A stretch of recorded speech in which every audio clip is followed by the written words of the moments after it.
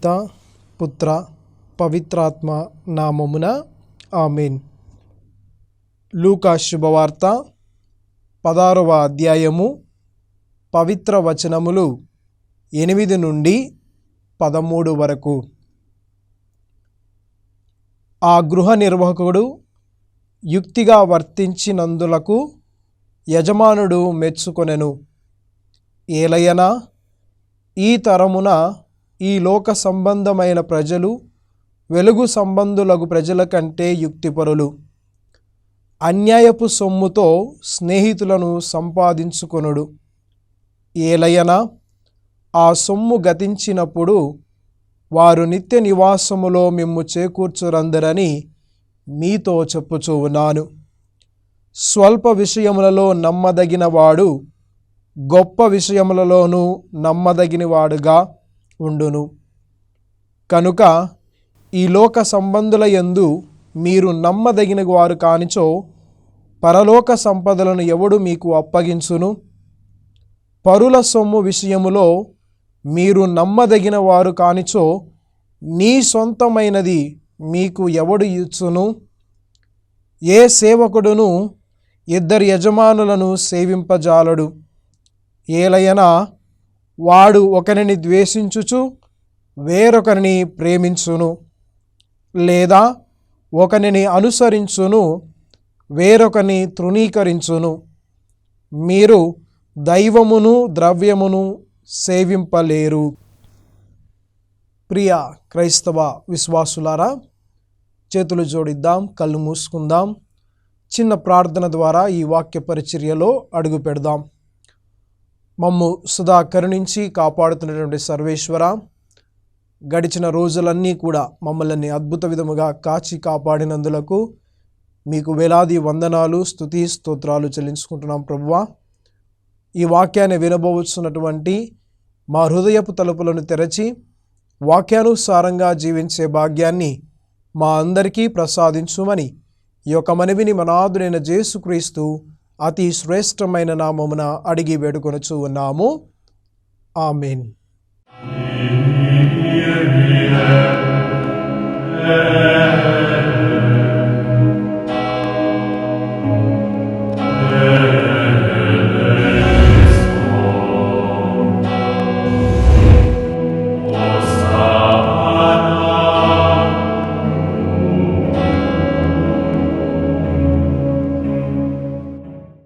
ప్రియ క్రైస్తవ సహోదరి సహోదరులారా, లూకా శుభవార్త 16వ అధ్యాయము 8 నుండి 13 వచనాలలో నుండి పరలోక భవిష్యత్తును సాధించుకుందాం అనే అంశము పైన మనమందరము కలిసి ధ్యానిద్దాము. ప్రియ క్రైస్తవ విశ్వాసులారా, పరలోక భవిష్యత్తును సాధించుకుందాం. అయితే మొదటగా 2 ఉదాహరణల ద్వారా మనము ఈ వాక్య పరిచర్యలోకి అడుగు పెడదాం. సిక్కుల మతస్థ స్థాపకుడైనటువంటి గురునాయక్ని ఒకరోజు అదే మతానికి చెందినటువంటి ధనికుడు ఒక భోజనమునకు ఆహ్వానించి ఉన్నాడు.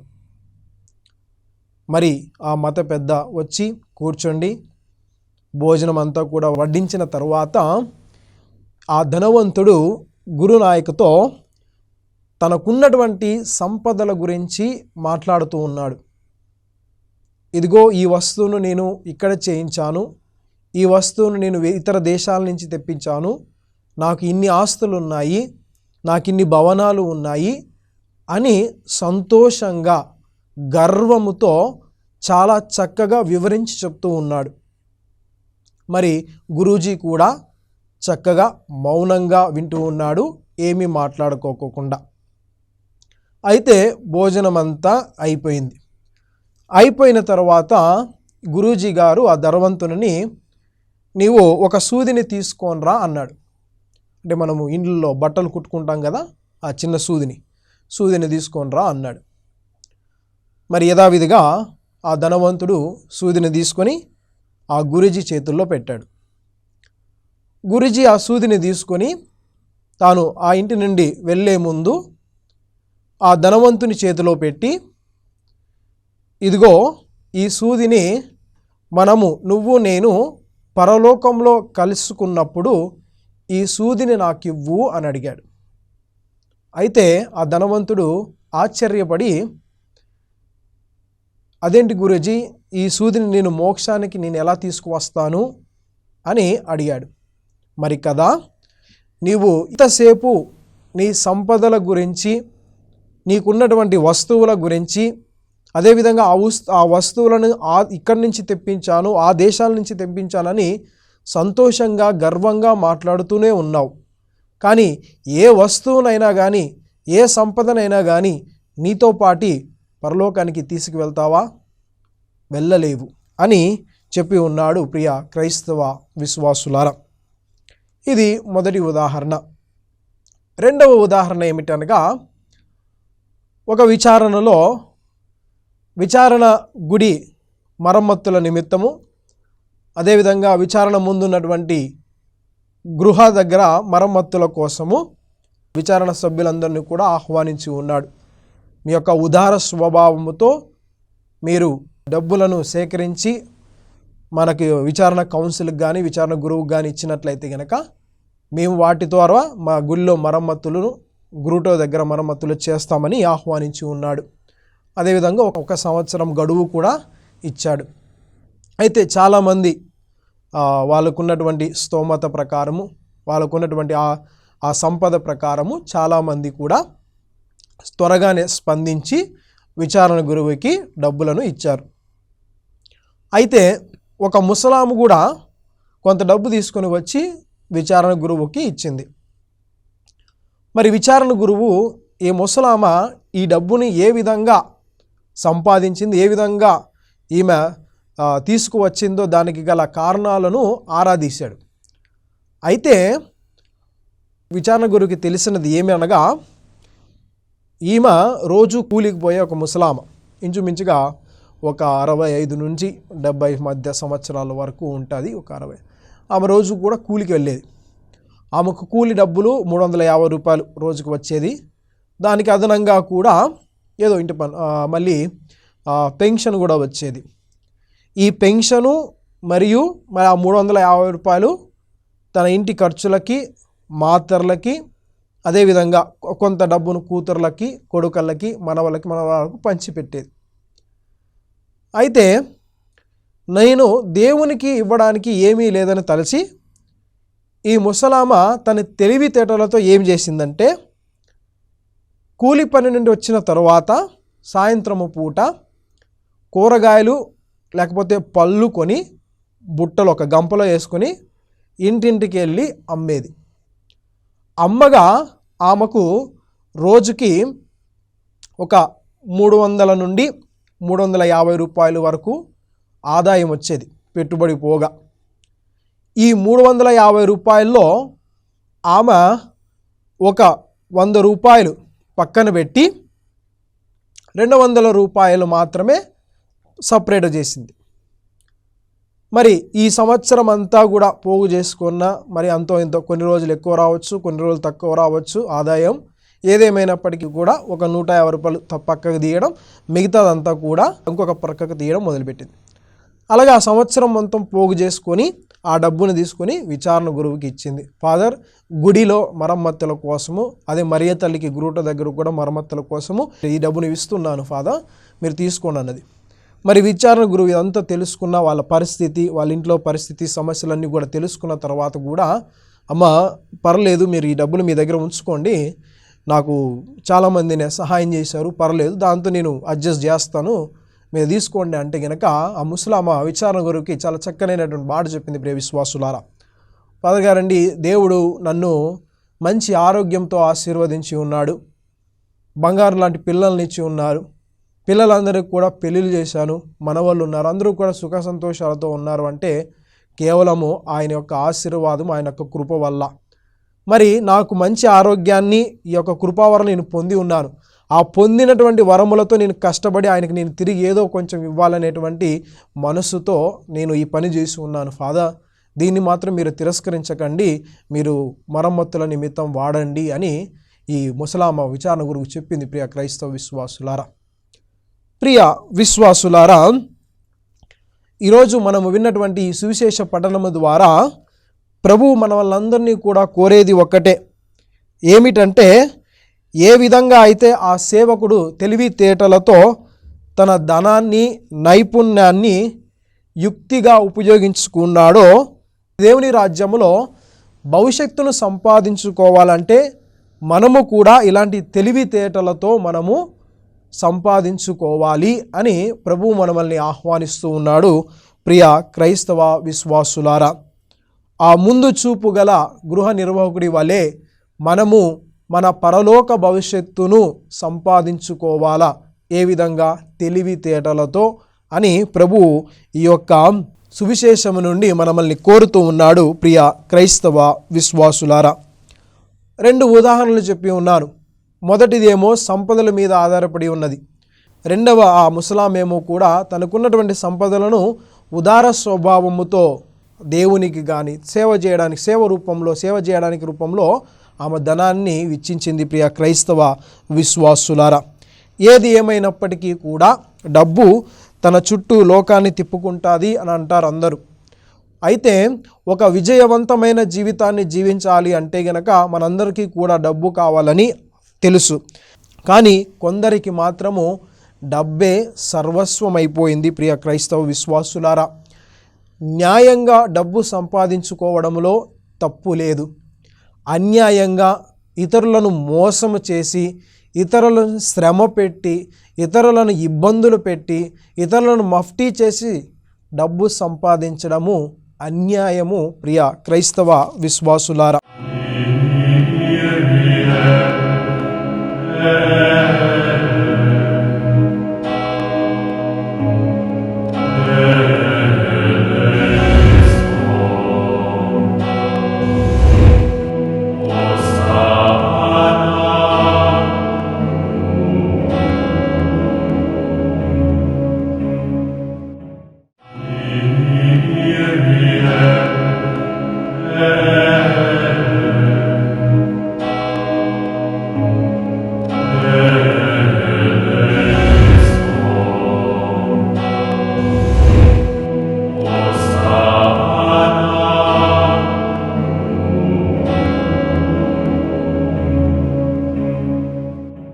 ఏది ఏమైనప్పటికీ కూడా మనము ఒక్కసారి ఒక పరిశుద్ధ గ్రంథాన్ని మనం పరిశీలించినట్లయితే గనక, మరి ముఖ్యంగా తోబీతు గ్రంథము 4వ అధ్యాయము 7వ వచనము నుండి 11వ వచనము, మరి ముఖ్యంగా ఆ 10-11 వచనాలను ఒకసారి మనం చూసినట్లయితే గనక, దానము ఆకాశమందలి దేవునికి ఇష్టమైన కానుక, అంధకార బంధమైన మృత్యువు లోకము నుండి రక్షించును.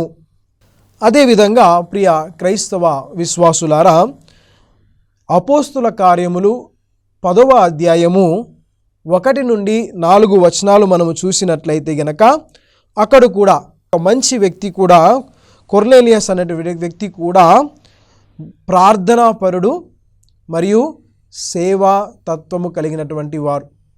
తన కుటుంబంలో సభ్యులందరూ కూడా ఉదార స్వభావముతో ఇతరులకు దాన ధర్మములు చేసేవాళ్ళు. అయితే ప్రభువు ఆయన ప్రార్థనను, ఆయన చేసేటువంటి దాన ధర్మాలను గుర్తించి దూతను పంపుచూ ఉన్నాడు తన దగ్గరికి. మరి అదేవిధంగా లూకా శుభవార్త 21వ అధ్యాయము 1 నుండి 4 వచనాలు మనం ఒకసారి పరిశీలించినట్లయితే గనక, పేద విధవరాలి కానుకను యేసు ప్రభువు మెచ్చుకోవడం జరిగింది. ఈమె తన సమస్తమంతనూ సమర్పించిందని ఆమెను మెచ్చుకున్నాడు. ప్రియ క్రైస్తవ విశ్వాసులారా, అంటే ప్రియ విశ్వాసులారా, మనం ఈ వచనాలన్నీ కూడా చదివి ఉన్నాం. ఒక్కసారి ఈ వచనాల్ని మనము ధ్యానించినట్లయితే గనక, ఎవరైతే గనక దాన ధర్మములు చేస్తారో, ఇతరులకు సహాయపడే విధంగా జీవిస్తారో, వారికి ఉన్నటువంటి డబ్బులోను, వారికి ఉన్నటువంటి సంపదలోను, వారికి ఉన్నటువంటి పలుకుబడి ద్వారా ఇతరులకు సహాయం చేస్తారో, ఇతరుల ఆపదలో ఆదుకుంటారో, వారిని దేవుడు గుర్తిస్తాడు అని మనకి ఈ యొక్క వచనాల ద్వారా మనకు స్పష్టంగా తెలుస్తుంది. ప్రియ క్రైస్తవ విశ్వాసులారా, మనం అంధకారంలో ఉన్నా కానీ దేవుడు మనల్ని కాపాడుతాడు. మృత్యువు మనల్ని వెంటాడుతూ ఉన్నా కానీ దేవుడు మనల్ని రక్షిస్తాడు. అదేవిధంగా మనం సమస్తమును ఆయనకు సమర్పించిన ఎడల దేవుడు మనల్ని గుర్తిస్తాడు, ఆశీర్వదిస్తాడు, అనుగ్రహాలు మనకు దయచేస్తాడు అని ఈ యొక్క వచనాల ద్వారా మనము తెలుసుకోగలగాలి ప్రియ క్రైస్తవ విశ్వాసులారా. ఏదేమైనప్పటికీ కూడా నేను సెమినార్లో ఉండేటప్పుడు కూడా నాకు ఒక బెనిఫాక్టర్ హెల్ప్ చేసేది. ఆమె డైరెక్ట్గా నాకు హెల్ప్ చేయకపోయినా, సహాయం చేయకపోయినా మా సంస్థకి ఇస్తూ సంస్థ ద్వారా మా బ్రదర్లందరికీ కూడా ఆమె సహాయం చేసేది. నేను ఈరోజు కూడా ఆమె కొరకు ప్రార్థన చేస్తూ ఉన్నాను. ఎంతో సహాయపడు, తన ఉదార స్వభావంతో ఒక ముసలాం ఆమె కూడా. అయినా కానీ ఆమెకు వచ్చేటువంటి ఆదాయంలో కొంత భాగం గురువుల భవిష్యత్తు కొరకు, గురువులు ఎవరైతే గనక గురు తర్ఫీదు పొందుతూ ఉంటారో వారందరి కోసం ఈ యొక్క ధనాన్ని ఆమె మా సంస్థకి ఇస్తూ ఉంది ప్రియ క్రైస్తవ విశ్వాసులారా.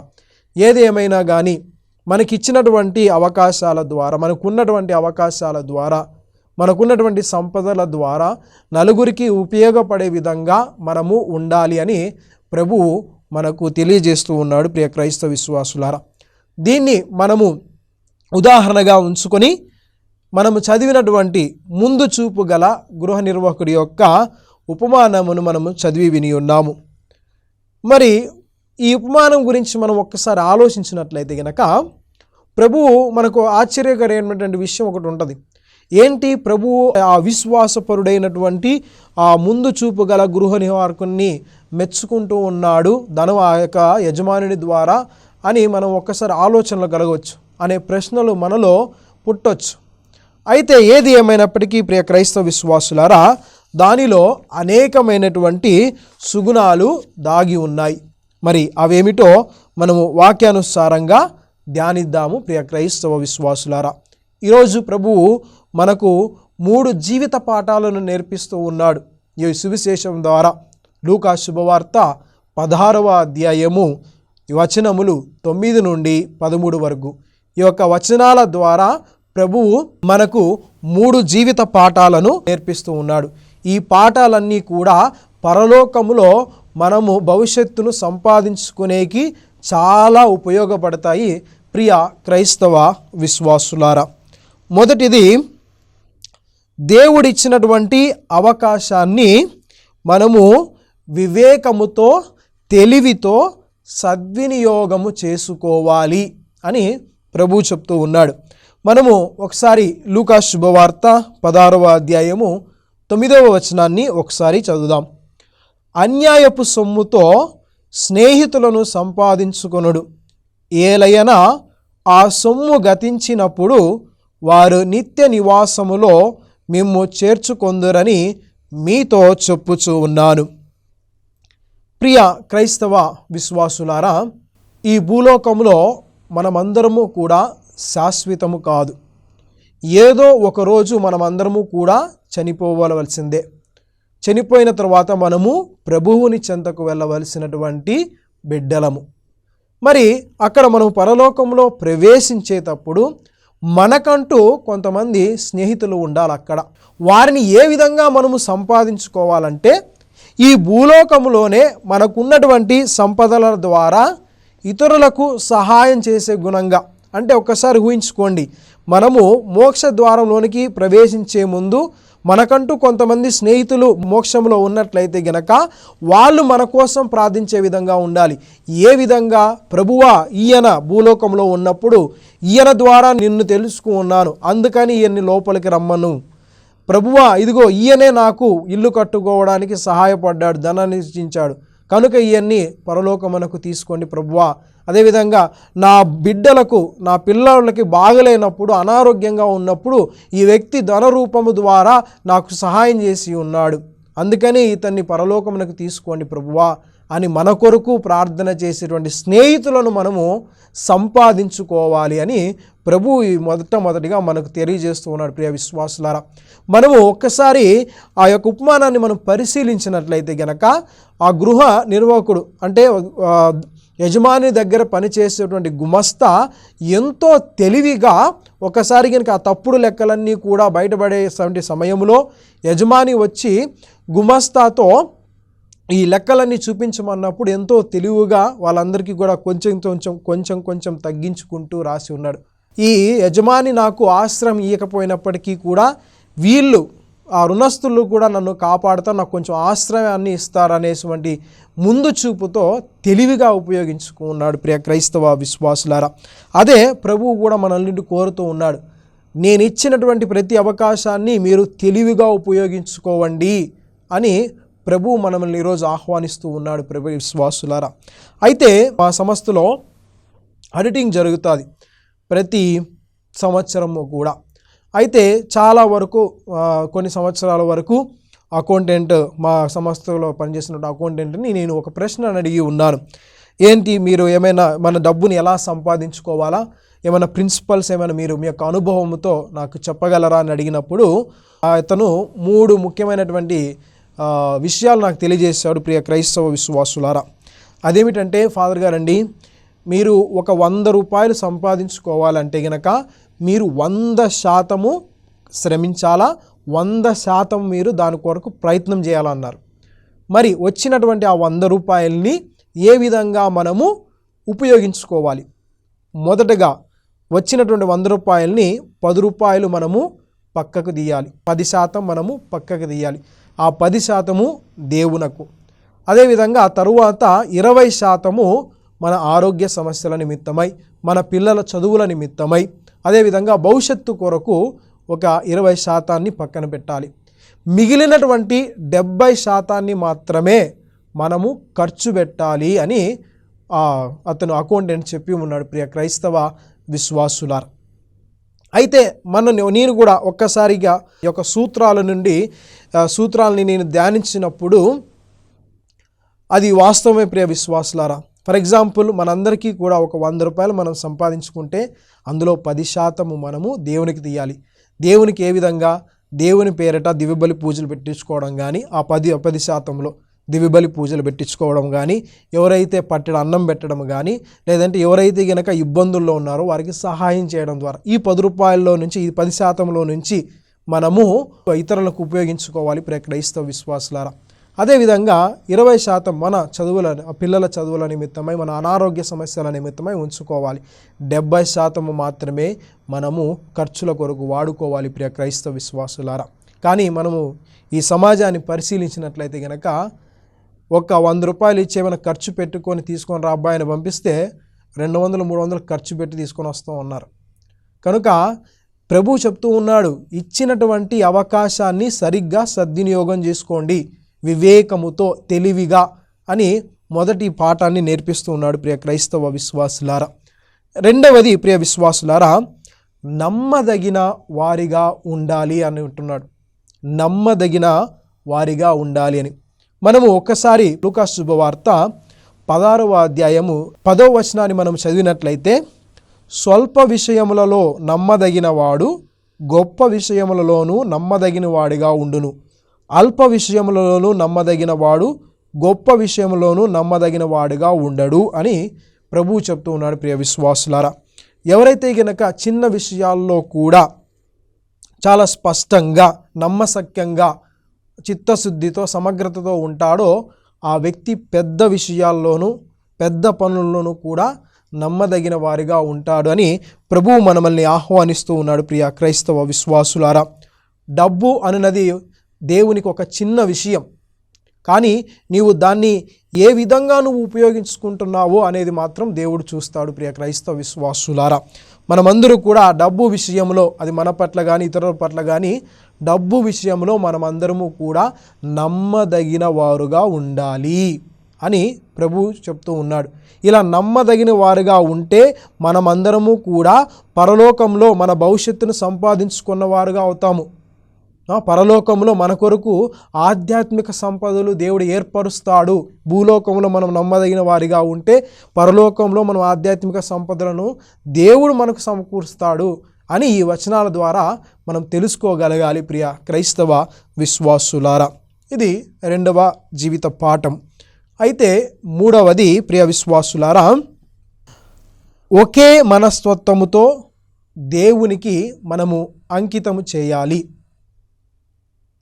మన దేవునకు సేవ చేయాలి అని ప్రభువు మనల్ని పిలుస్తూ ఉన్నాడు. ప్రియ క్రైస్తవ విశ్వాసులారా, మనం ఒకసారి 13వ వచనాన్ని చదివినట్లయితే గనక, ఏ సేవకుడును ఇద్దరు యజమానులను సేవింపజాలడు, ఏలయనా వాడు ఒకరిని ద్వేషించును వేరొకరిని ప్రేమించును అని, లేదా ఒకరిని అనుసరించును లేక ఒకరిని తిరస్కరించును అని వాక్యం చెప్తుంది. ప్రియ విశ్వాసులారా, అయితే మనందరికీ కూడా యజమానుడు దేవుడుగా ఉండాలి.